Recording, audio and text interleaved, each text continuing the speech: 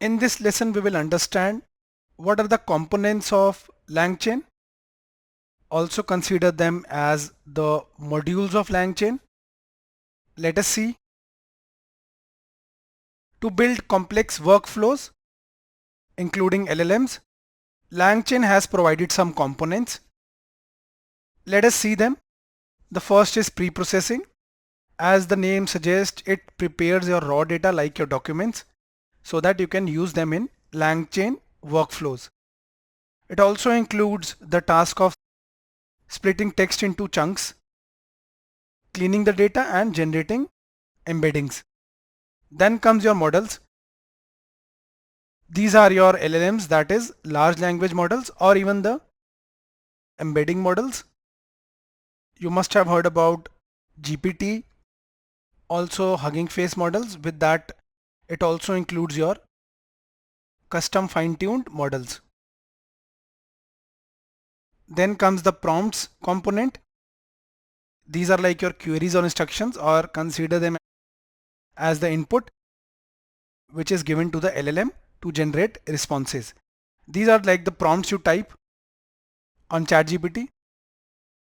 It can be static or dynamically generated based on context or user input.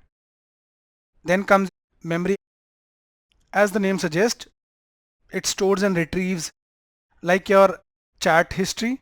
It also enables applications to maintain continuity and context awareness.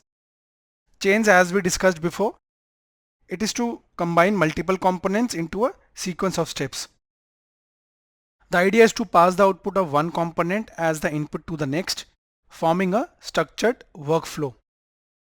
Through this, you can easily work around complex workflows like question answering, text generation, summarization, etc. Indexes. These are the tools for organizing and retrieving data efficiently. You can relate it with the layman definition of indexes. Why we use indexes? So that we can retrieve the data quickly.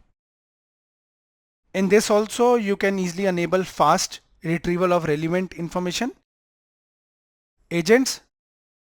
These are the systems that use LLMs to decide actions and interact with external tools or APIs.